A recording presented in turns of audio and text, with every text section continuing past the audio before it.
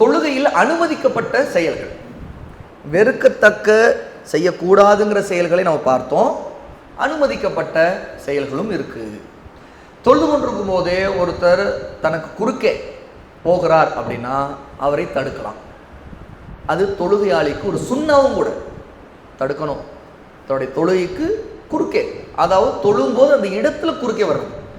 அந்த இடத்துடைய அளவு எவ்வளவு, எல்லை எவ்வளவுன்னா அவர் சஜிதா செய்கின்ற இடம் வரைக்கும் உள்ளதுதான் அவருடைய எல்லை. அப்போ அந்த அவர் சஜிதா செய்கின்ற இடத்திற்குள்ள அவர் ஒருத்தர் குறுக்கே நுழைஞ்சு நடக்கிறார் அப்படின்னா அவரை தடுப்பது சுன்னா. ஆனால் சஜிதா செய்கிற இடத்துக்கு தாண்டி ஒருத்தர் போனால் அவரை தடுக்க முடியாது. இங்கே நடுவில் நுழைகிறார்னா அவரை தடுக்கலாம். இது மார்க்கத்தில் அனுமதிக்கப்பட்டது. இத கான அஹதுக்கும் யுஸல்லி ஃபலா யத அஹதன் யமுர்ரு பைன யதைஹி ஃபஇன் அபா ஃபல்யுகாதில்ஹு ஃபஇன்ன மஅஹுல் கரீன். உங்களில் ஒருவர் தொழுது கொண்டிருக்கும் போது யாராவது குறுக்கே சென்றால் விட்டுவிட வேண்டாம். அவர் மறுத்தால் அவருடன் நீங்கள் சண்டையிடுங்கள். நிச்சயமாக அவருடன் ஷைத்தான் இருக்கின்றான், கரீன் இருக்கின்றான் என்று சொல்றாங்க. இப்னு அப்துல்லா இப்னு உமர் ரலியல்லாஹு அன்ஹு அறிவிக்கூடிய இந்த ஹதீஸ் சஹீஹ் முஸ்லிம்ல 506வது ஹதீஸ். கரீன் இருக்கான், அதாவது ஒரு ஷைத்தானோட இருந்து உங்க தொழுகைக்கு இடையூறு செய்யறான். ஷைத்தானுடைய வழிகளில் ஒன்று தொழுகைக்கு இடையூறு செய்வதற்கு அவன் இதை பயன்படுத்துறான்னு அர்த்தம். அப்போ தடுங்கள். அப்போ தடுப்பது மார்க்கத்தில் ஆகுமானது. அதே நேரத்தில் தொழுகையாளி தனக்கு முன்னாடி சுத்ரா வைத்துக் கொள்வதற்கு முயற்சி பண்ணணும். அவர் சுத்ராவை கடந்து போறாரு, அதுக்கு அந்த பக்கம் போறாருன்னா அது மேல குற்றம் இல்லை. சிலது இட நெருக்கடி காரணமாக, ஒரு சில சமயங்களில் இட நெருக்கடி, அப்போ அந்த தொழுகையாளியே தான் கடந்து போகணுங்கிற நிலை வந்தால் அது மார்க்கத்தில் அதுவும் குற்றம் இல்லை. அப்போ அவரை கடந்து போக விட்டுறணும். அதனால தான் உதாரணத்துக்கு ஹரமில் பார்த்தீங்கன்னா யாரும் தொழுகையாளிக்கு நடுவில் கடந்து போகலாம். ரசூலுல்லாஹி ஸல்லல்லாஹு அலைஹி வஸல்லம் மக்காவில் ஹரமில் அதை அனுமதிச்சிருக்காங்க. மக்கள்லாம் கடந்து போகும்போது ரசூல் ஸல்லல்லாஹு அலைஹி வஸல்லம் அதை தடுக்கலை, மக்களையும் தடுக்கும்படி சொல்லலை. அந்த இடத்துல சுத்ரா இருந்தாலும் சரி இல்லாவிட்டாலும் சரி இது மார்க்கத்தில் அனுமதிக்கப்பட்டது. அப்போ இந்த விஷயத்துல சுன்னாவில் ஒன்று சுத்ரா வைத்துக் கொள்வதற்கு ஒருத்தர் பழகிக்கணும். ஒருத்தருடைய தொழுகைக்கான தடுப்பு, தொழுகைக்கு முன்னாடி தனக்கு முன்னாடி ஒரு தடுப்பை ஏற்படுது. சில இடத்துல இமாமத்தில் ஜமாத்தோடு தொழும் போது இமாமுடையது தான் சுத்ரா. இமாமுக்கு எது சுத்ராவோ அதுதான் நமக்கு சுத்ரா. ஆகவே இமாம் இருப்பது, அப்போ அதனால தான் தொழுகையில் ஜமாத்தில் சஃபில் இருக்கிறவங்களுக்கு தொழுகை இடையில முறிஞ்சு காற்று பிரிவதன் மூலமாக முறிஞ்சு அவங்க அதில் உள்ள ஒருத்தர் வெளியேற வேண்டியதுன்னா வெளியேறலாம். அவர் அப்படியே அந்த சஃபிலே நடந்து போய் வெளியே போயிடலாம். அப்போ அந்த மாதிரி நேரத்தில் அந்த இடைவெளியை உடனே பக்கத்தில் இருக்கிறவங்க அல்ல பின்னாடி இருக்கிறவங்க பூர்த்தி செய்யணும். பின்னாடி ஒருத்தவங்க இருக்காங்கன்னா அவங்க பூர்த்தி செய்யணும். இல்லை பின்னாடி இல்லைன்னா பக்கத்தில் இருக்கிறவங்க அப்படி நெருங்கி நின்று பூர்த்தி செய்யணும். அப்போ இந்த நேரத்தில் குறுக்கே நடந்து தான் போகிறாரே அப்படின்னு சொல்லி தடுக்கூடாது. சரியா? அது தவறு. ஏன்னா அது ஒரு தேவை நிமித்தமாக இருக்குது. அதுக்கு ஏற்கனவே இமாமுடைய சுத்ரா இருக்குது. அந்த மாதிரி நேரத்தில் குற்றம் ஆகாது. சரியா? இப்னு அப்பாஸ் ரலியல்லாஹு அன்ஹு அறிவிக்கிறாங்க, அன்ன ரசூலுல்லாஹி ஸல்லல்லாஹு அலைஹி வஸல்லம் ஸல்ல ஃபீ ஃபதாஇன் லைஸ பைன யதைஹி ஷை. நபி ஸல்லல்லாஹு அலைஹி வஸல்லம் திறந்த வெளியில ஓப்பன் கிரவுண்டில் கூட தொழுதுருக்கிறாங்க. அவர்களுக்கு முன்னால் எந்த சுத்ராவும் இருக்கலை. அந்த மாதிரி நேரமும் உண்டு. அவை சுத்ராங்கிறது உலமாக்கள் சிலர் வாஜிப் கட்டாயம் சொல்லியிருக்காங்க, சிலர் வாஜிப் இல்லைங்கிறாங்க. ஷேக் ஃபௌசானுடைய கருத்து என்னடா அது கட்டாயம் இல்லை, ஆனால் ஒரு சிறந்த சுன்னா, அதை ஒருத்தர் வைத்துக்கொள்வது சிறந்தது. ஒட்டகத்துடைய சேனை போல சுத்ரா இருப்பது சிறந்தது. அதாவது முழங்கை அளவு அது அகலமாக இருக்கலாம். சரி, அதனுடைய அகலம் முழங்கை அளவுக்கு அகலமாக இருக்கலாம், அல்லது ஒல்லியாகவும் இருக்கலாம். சரியா? சுத்ராவுடைய நோக்கமே இதுதான், கடந்து போவதற்கு அவரை தடுக்கிறது, தொழுகையாளியுடைய கவனம் திசை திருவிழாமல் இருக்கிறது, அதுதான் அப்படி நோக்கம். அல்லது ஒரு மரமோ ஒரு குச்சியோ ஒரு கல்லோ ஒரு கைத்தடியோ எதையும் சுத்ராவாக ஆக்கிக்கொள்ளலாம். அதனுடைய உயரம் குறைஞ்சபட்சம் ஒரு சான் அளவுக்கு உயரமாக இருக்கும். சரியா? இது மிக முக்கியமான ஒரு கருத்து. இமாமிற்கு குர்ஆன் ஓதும்போது ஏதாவது மறதி ஏற்படுது அல்லது தவறு ஏற்படுது அப்படின்னா பின்பற்றி தொழக்கூடியவங்க அதை சரி செய்யலாம், அதை அவருக்கு நினைவூட்டலாம். இது ஒரு முஸ்தஹப், இதுவும் தொழுகையில் அனுமதிக்கப்பட்ட ஒரு காரியம். அதே மாதிரி தொழுகையில் ஆடை விஷயம், அல்லது ஒரு பொருளை எடுத்து வைக்கிறது, கதவை திறக்கிறது போன்ற சின்ன சின்ன விஷயங்கள், ஆடை சம்மந்தப்பட்ட விஷயம், கொஞ்சம் ஆடை சரி பண்ணுறது, இந்த மாதிரி விஷயங்கள். அல்லது சில நேரத்தில் ஒரு பொருளை சட்டுன்னு தள்ளி வைக்கிறது. இப்போ நம்முடைய வழக்கத்தில் இப்போ பார்த்தா இந்த மொபைல் ஒரு பெரிய தொல்லையான ஒன்று. நாம் தொழுகையில் இருக்கும்போது தான் குறிப்பாக ஆண்களுக்கு அது ரிங் ஆகும். சரியா? அது சிலத்தை சைலண்டில் போட மறந்துருக்கும். அப்போது சட்டுன்னு ரிங் ஆகும்போது உடனே எடுத்து கட் பண்ணி விடலாம். இந்த மாதிரி சின்ன சின்ன செயல்கள் அனுமதிக்கப்பட்டது. அதே மாதிரி ஒருத்தர் வீட்டில் தொழுதுட்டு இருக்காரு, அல்லது மனைவி வீட்டில் தொழுதுட்டு இருக்கிறாங்க, அவங்க திடீர்னு வீட்டில் யாரோ வராங்க அப்படிங்கும்போது வருவது தன்னுடைய கணவர் தான் அல்லது தன்னுடைய பிள்ளைகள் தான் வராங்க, அவங்களுக்கு அனுமதி தரணும், கதவை திறக்க வேண்டியது இருக்குது அப்படின்னா உடனே அவங்க என்ன செய்யணும், சின்ன காரியமாக சட்டுன்னு கதவை திறந்து விட்டு போய் தொழுகை அப்படியே தொடரலாம். இது அனுமதிக்கப்பட்டது. அதனால தொழுகை விட்டுட்டாங்க, தொழுகை முடிந்து விட்டது, திரும்ப தொழ வேண்டும்ங்கிற நிலை இல்லை. அப்போ ஆனால் பேசிக்கிட்டு இருக்கக்கூடாது. நல்லா இருக்கீங்களா, எல்லாம் நல்லா இருக்காங்களா, அவர் பிள்ளை ஸ்கூல் என்னம்மா ஸ்கூலில் என்ன நினச்சி அப்படி இதெல்லாம் கேட்டுருக்கக்கூடாது. சரியா? உடனே அவங்கள பார்க்காமல அப்படியே கதவை திறந்து விட்டுட்டு வந்துடணும். சரியா? இதில் அதே இடத்துல எச்சரிக்கையாக இருக்கணும். நாம் கதவை திறந்து விடுறோம்னு சொல்லி யாரோ ஒருத்தவங்க கதவை திறந்து விட்டு ஏதோ சத்தம் கேட்டு சொல்லிட்டு அப்படி நாய் உள்ளே வந்துடும்.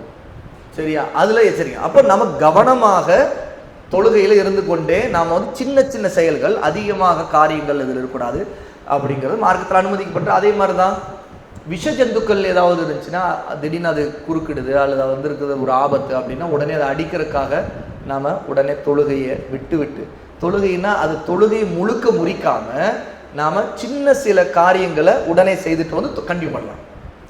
இப்போ சட்டுன்னு தொழுதுகிட்டு இருக்கோம், ஒரு தேல் அப்படி குறுக்க போகுது, சட்டுன்னு விட்டுட்டு உடனே போய் அடிக்க வேண்டியதை எடுத்துகிட்டு உடனே தேலை அடிக்கிறோம், அடித்து உடனே நசுக்கிட்டு உடனே அப்படி தொழுகை கண்டிப்பாக பண்ணணும். ஏற்கனவே ஒரு ரக்காய் தொழுதும் ரெண்டாவது ரக்காயத்தை அப்படி தொழுகணும், அல்லது அப்படி திரும்ப அல்லாஹ் அக்பர் சொல்லிட்டு அப்படியே கண்டினியூ பண்ணிட்டு. ஆனால் அந்த நேரத்தில் வேறு எந்த கூடுதலான காரியங்கள் வேறெல்லாம் செய்துட்டு இருக்கக்கூடாது. சரியா? ரொம்ப அதிகமான அசைவுகளில் அதில் நேரங்கள் போச்சுன்னா, நீண்ட இடைவெளி ஏற்பட்டுச்சுன்னா தொழுகை இதாகிடும், வீணாகிடும். ஏன்னா அது உலக காரியமாகிடுச்சுல, அவ்வளோதான், உலக காரியத்துக்குள்ள நுழைஞ்சிட்டீங்க. அதில் அது தப்பு இல்லை. அப்போ என்ன செய்யலாம், அதை விட்டுட்டு அப்புறம் முடிச்சுட்டு திரும்ப தொழுகை ஆரம்பத்திலிருந்து நாம் தொழ வேண்டும். ரசூல் ஸல்லல்லாஹு அலைஹி வஸல்லம் உக்துலுல் அஸ்வதைன் பிஸ்ஸலாத்தில் ஹய்யத வல் அக்ரப், அதாவது பாம்போ தேலோ இந்த ரெண்டு விஷஜந்துக்களை நீங்கள் கண்டால் அதை தொழுகையிலேயே நீங்கள் கொல்லுங்கள். தொழுகையில் இருக்கும்போதே கொல்லுங்கிறாங்க சொல்லலாம் இஸ்ஸலா.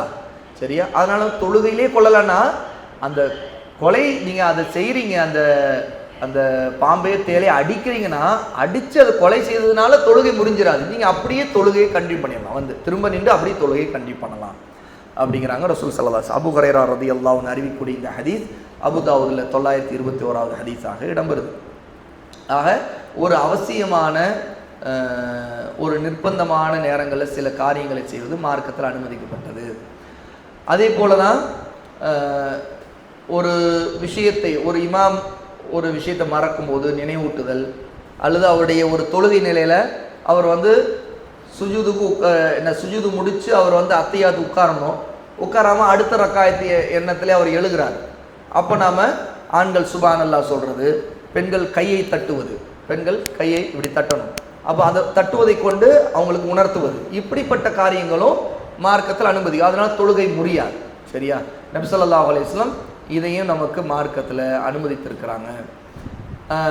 அதே நேரத்தில் தொழுது கொண்டிருக்கிறவருக்கு சலாம் சொல்வது சிறந்ததில்லை.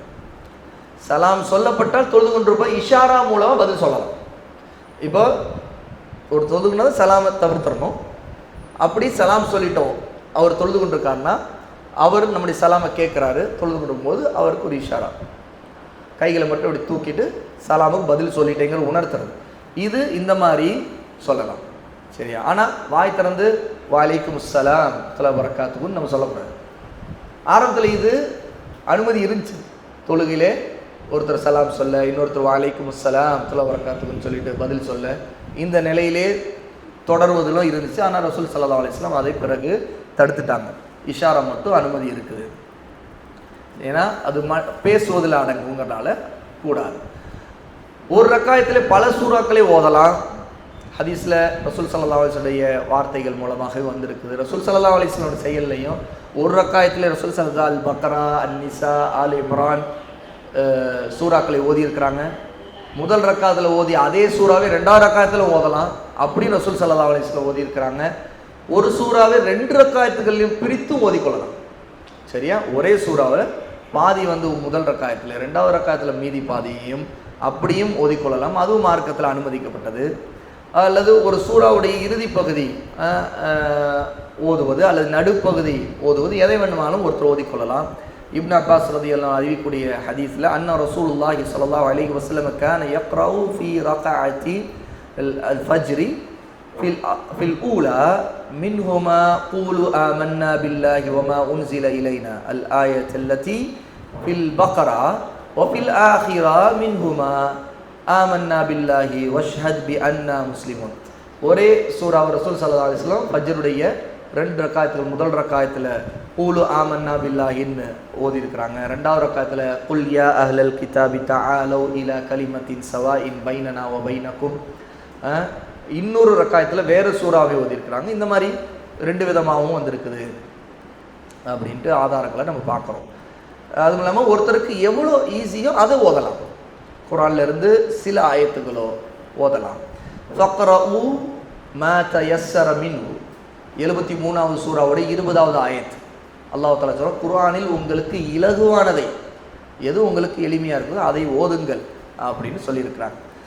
ஆனால் இது பொதுவாக ஷேக் ஃபௌசான் சொல்ற, இது தொடர்ந்து அதே வழக்கமாக செய்யக்கூடாது. எப்போவுமே வல்லஸ்ரு சூறாவே ஓதுறது, எப்போதுமே இன்னா ஆத்தைனாக்கல் கௌசரே ஓதுறது, எப்போவுமே குல் ஹுவல்லாஹு அஹத் மட்டும் ஓதுறது, அந்த வழக்கம் செய்யக்கூடாது. அதையே வழக்கமாக வச்சுக்கணும். சரியா? அவை அப்படியும் இப்படியும் மாற்றி மாற்றி ஓதுகிற வழக்கம் வச்சுக்கணும். ஒரேடியாக ஒரே சூறாவையே எப்போவுமே ஓதுகிற வழக்கம் அது சரியானதில்லை. தொழக்கூடியவர் அவர் ஓதக்கூடியதை விளங்கி ஓதுவதற்கு முயற்சி பண்ணணும். குர்ஆன்ல அல்லாஹ் தஆலா சொர்க்கத்தை பற்றி சொல்லக்கூடிய வசனங்கள் ஓதும்போது அல்லாஹ்விடம் சொர்க்கத்தை கேட்கணும். நரகத்தை பற்றி ஆயத்தில் படிக்கும்போது அல்லாஹ்வோட பாதுகாப்பு தேடணும். ரஹமத்தை பற்றி வரும்போது அந்த வசனத்தை ஓதும் அல்லாஹ்வுடைய ரஹமத்தை எதிர்பார்க்கணும். இந்த மாதிரி ஓதுவதை ஒருத்தர் தன்னுடைய தொழுகையில் அமைத்து கொள்ளணும். அப்போ இதெல்லாமே அனுமதிக்கப்பட்ட காரியங்களில் உள்ளது. அதாவது நடுவில் கூட ஒருவர் சில ஆயத்துகளில் ஓதிக்கிட்டு இருக்கும்போது சொர்க்கத்தை பற்றி நிறுத்து அல்லாஹ்விடம் அதை எதிர்பார்த்து திரும்ப திரும்ப அந்த ஆயத்தை ஓதுறது அல்ல அதையே கேட்கறது, சொர்க்கத்தை கேட்கறது, இதெல்லாம் மார்க்கத்தில் அனுமதிக்கப்பட்டது அப்படிங்கிறத இந்த பாடத்திலேருந்து தெரிஞ்சுக்கணும்.